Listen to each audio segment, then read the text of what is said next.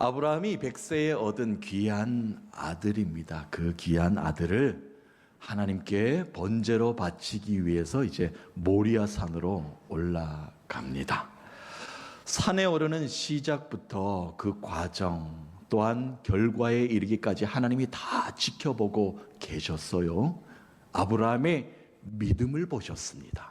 그리고 그 믿음을 보시고 하나님께서 너는 복되도다 라고 하나님께서 인정하여 주시고 이보다 더 큰 복이 어디 있을까 싶을 정도로 하나님이 약속의 복을 아브라함에게 다시 베푸시는 것이 모리아산에서 일어나게 됩니다.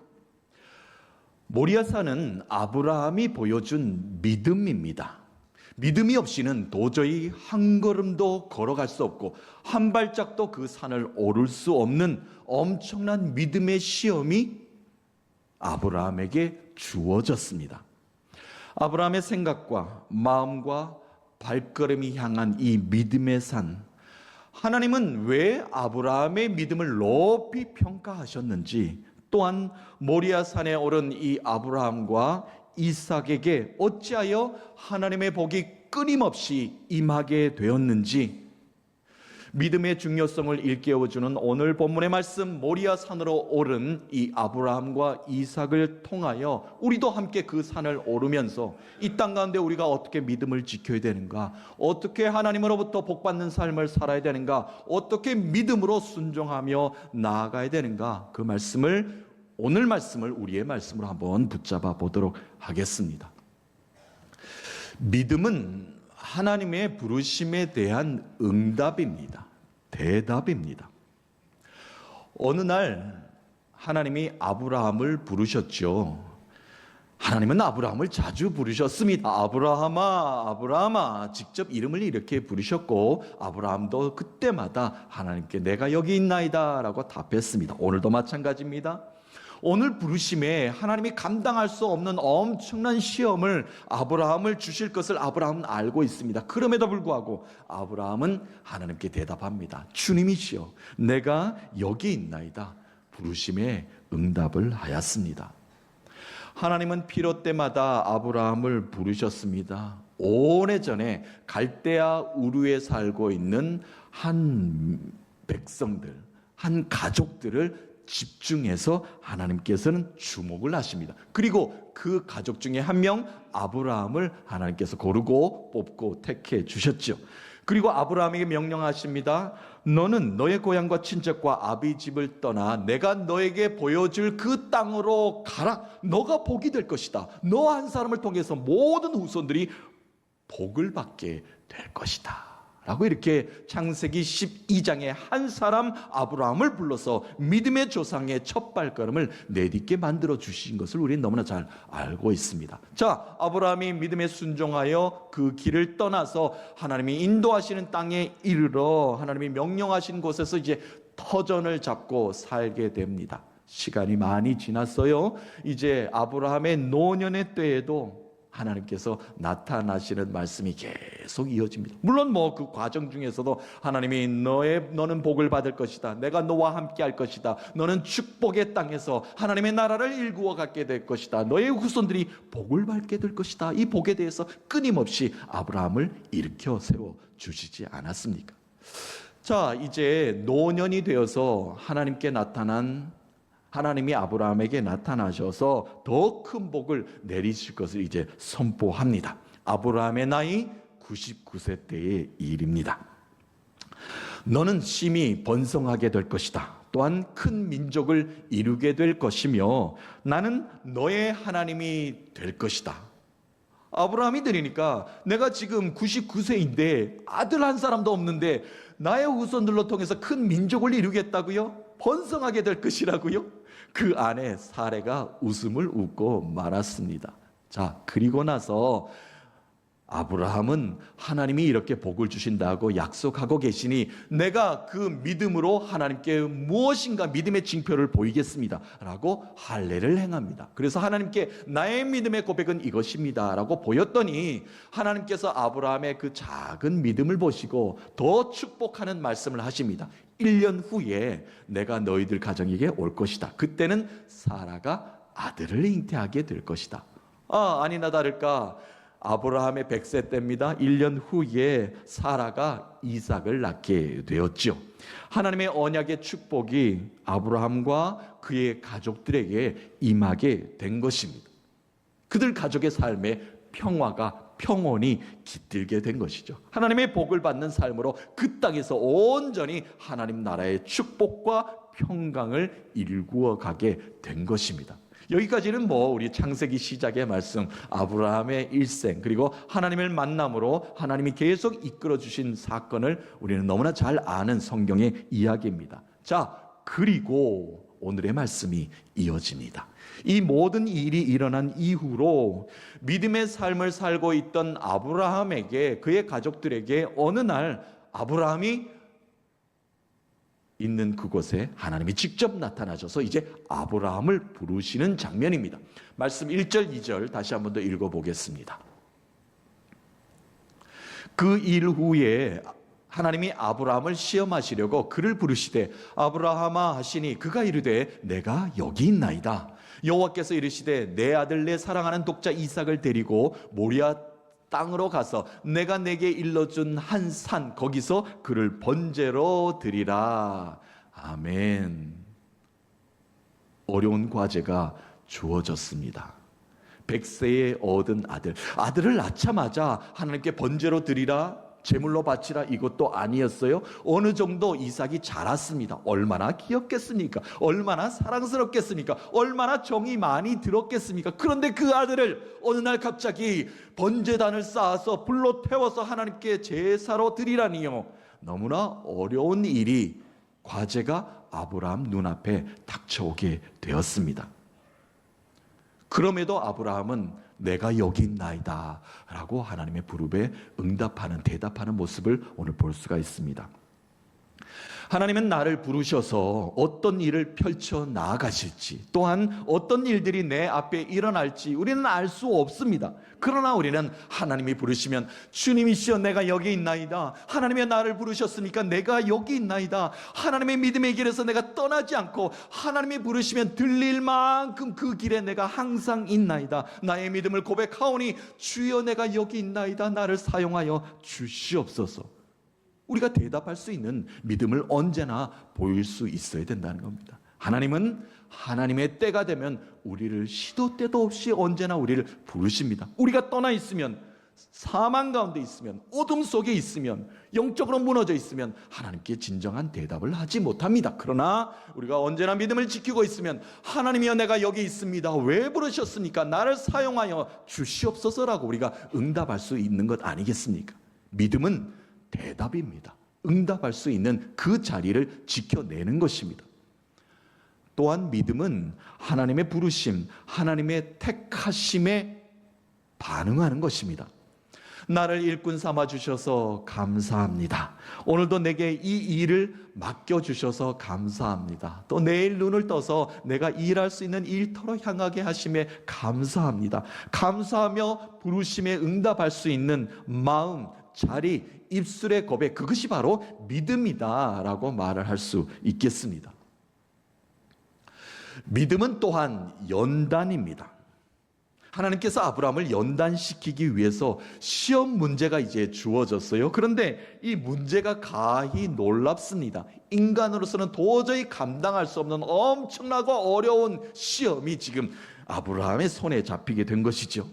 시험 문제는 이렇습니다. 사랑하는 독자 이삭을 데리고 모리아 산으로 오르라. 그리고 그 아들을 내게 바치라. 가능한 문제입니까?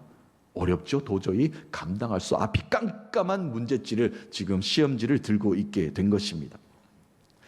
하나님은 이미 아브라함이 이 시험을 통과할 것을 알고 계셨습니다. 알고 계셨기에 이 시험 문제는 연단이다라고 말을 할 수가 있습니다.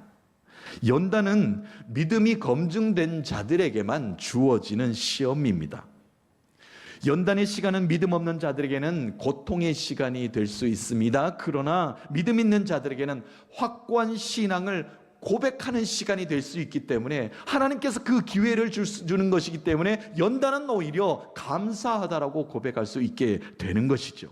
그러므로 우리는 우리에게 주어진 시험을 두려워하지 말아야 됩니다. 왜냐하면 시험이 거듭되면 거듭될수록 우리의 믿음이 확고해지기 때문에 그렇습니다. 우리의 믿음이 더욱더 견고하게 만드시기 위해서, 우리의 믿음이 더욱더 반석 위에 굳게 서게 만들기 위해서, 우리의 믿음이 더욱더 온전하게 서 있는 모습을 하나님이 보시고자 우리를 테스트하시면서 시험을 주신다는 겁니다. 그러니까 오히려 은혜다, 감사하다, 우리는 믿음의 고백을 할 수 있는 것입니다. 믿음은 시험을 통해서 우리를 성장시키십니다. 실수하고 틀릴 수도 있습니다. 그런데 그것을 다시 새롭게 고치게 만드시고 보수하게 만드시고 또 영원히 유지하게 만들어 주시는 것 아니겠습니까? 또한 연단의 시험이 내게 주어지는 것은 나를 사랑하시기 때문에 그렇습니다. 사랑하는 나를 믿음의 길에서 절대 떠나지 않게 하기 위해서 연단을 시켜서라도 그 믿음의 길을 지키게 만드시는 것이죠. 그래서 나아가서 구원의 열매, 하늘의 상급이 반드시 기다리고 있다. 내가 이 믿음을 끝까지 지키면 하늘의 상급이 다시 만날 예수님이 나에게 그 복을 주실 것이다 라는 것을 굳게 믿고 이 믿음을 끝까지 흔들리지 않고 지켜내기를 우리에게 요구하고 계신 것을 우리에게 깨닫게 하시는 연단이라는 말씀입니다. 간혹 우리의 삶에 견디기 힘든 혹독한 시련을 겪을 때도 있습니다. 그렇죠. 그런데 어떻습니까? 지나고 보면 하나님이 주신 이 시험을 통해, 어려운 관문을 통해 내 삶에 다시 은혜의 회복을 주셨다는 것을 우리는 깨달을 수 있는 것 아닙니까? 다시 감사하게 되고 다시 일어서게 되고 눈물을 닦을 수 있는 힘도 주시고 내게 감당할 수 있는 힘을 다시 주셨다는 것을 내가 깨닫게 됩니다. 그러니까 감사하게 되는 것이죠. 이 모든 것도 하나님이 다 지나가게 하셨습니다. 이 은혜를 감사할 수 있는 이 믿음 가지고 간직하게 하셔서 고맙습니다라고 우리는 고백할 수 있는 것 아니겠습니까? 하나님은 우리를 감당할 수 있을 만큼의 시련과 시험을 주십니다. 사도 바울은 너무나 잘 알았고요. 고린도 교회를 향해서 편지글에도 깊이 이렇게 나누었습니다. 사랑하는 고린도 교회 여러분들이요, 교회가 시끄럽고 분쟁이 있고 다툼이 없고 사랑이 없지만 이 시련과 시험은 다 견딜만 합니다. 여러분이 하나 되기만 한다면, 여러분 마음속에 온전히 주님만을 섬기기만 한다면 모든 것들은 다 해결될 것입니다. 하나님께서는 다 이미 준비해 두고 계시고 또한 우리의 어려운 모든 것들이 피할 길까지라도 다 계획하고 계신 주님 아니십니까? 그러므로 온전히 주님만을 믿는 믿음만 여러분들이 가지시기만 한다면 우리의 모든 것들을 감당케 해줄 거다라고 고린도전서에도 이렇게 사도 바울이 우리에게 가르침을 주고 있습니다. 고린도전서 10장 13절 말씀, 우리가 다 아는 말씀인데요, 한 절 읽고 본문으로 다시 오겠습니다.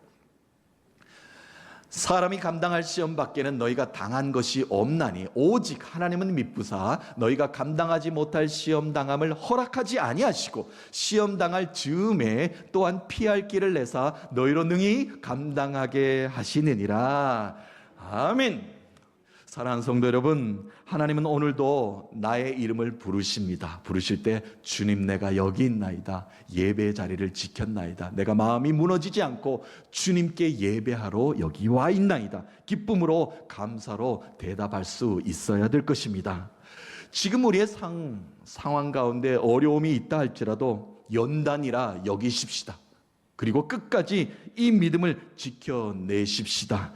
믿음의 고백을 올려드리면서 부르심에 응답하는 내 삶의 모리아 산으로 올라갈 수 있는 여러분 되셔서 주님 내가 여기 있나이다, 명령하신 그것을 향하여 내가 저 산을 오르겠나이다, 그 믿음의 고백하시는 여러분 되시기를 예수 그리스도의 이름으로 축복합니다.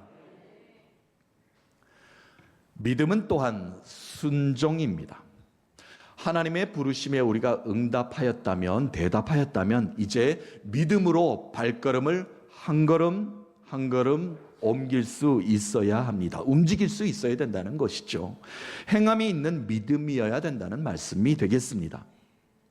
아브라함은 아침 일찍 일어났습니다. 그리고 자기가 갈 길을 떠날 준비를 아침 일찍부터 준비하는 모습을 보입니다. 믿음의 길, 순종의 길을 이제 준비하고 있습니다. 3절 말씀에 그 말씀이 기록되어 있어요. 3절 다시 읽어봅니다.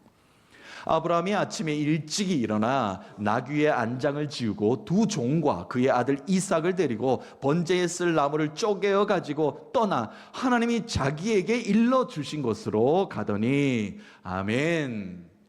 하나님이 자신에게 일러주신 그 땅으로, 그곳으로 갔다라고 기록하고 있습니다. 요나처럼 떠나기는 떠났는데, 부두로 가긴 갔는데 정반대로 가는 배를 타지 않았다는 겁니다. 하나님이 일러준 그 땅, 모리아 땅으로 가서 그 산으로 오를 준비를, 만반의 준비를 하는 곳입니다. 정확히 그곳, 하나님이 명령하신 것이 무엇인지를 아브라함은 알았습니다. 그것이 바로 순종이라는 겁니다.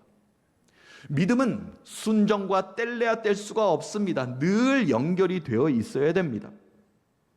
스스로 해결할 수 없는 이 땅의 일들이 너무나 많지요. 얼마나 많습니까? 그런데 순종하며 하나님께 맡기는 삶이 되어야 합니다. 눈에 보이지는 않지만 하나님과 연결되어 있다는 것을 우리는 알아야 됩니다. 그리고 말씀 가운데 우리가 살 때 하나님과 연결된 삶으로 우리가 복받는 길을 열어갈 것이다 라는 것을 믿어야 됩니다.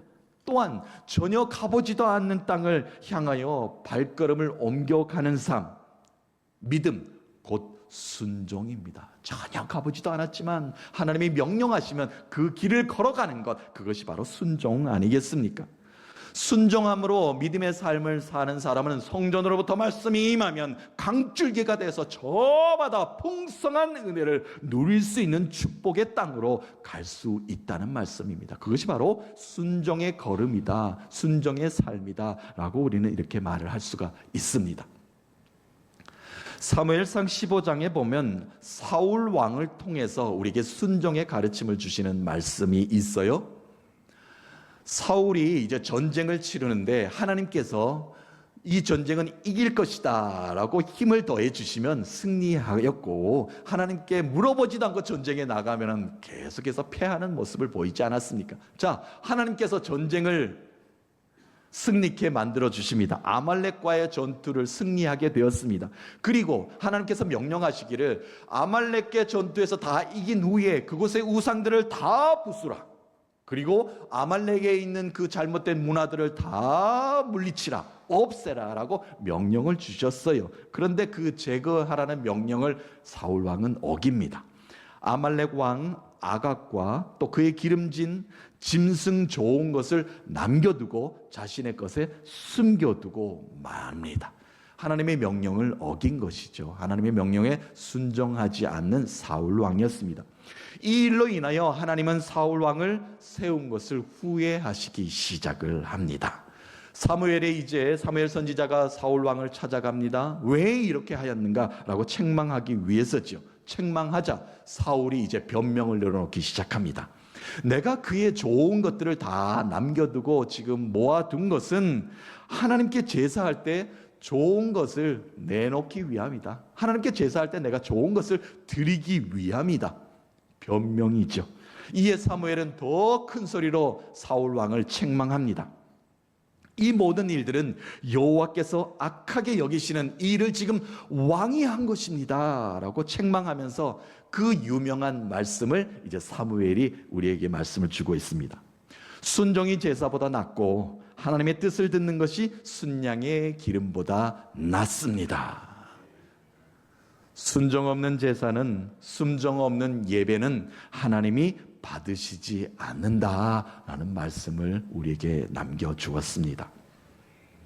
본문 말씀으로 옵니다. 아브라함이 아침 일찍 일어났습니다. 순종하는 마음으로 눈을 떠서 일어났죠. 순종하지 않았다면 눈을 뜨지도 않았을 것이고 출발하지도 않았을 것입니다.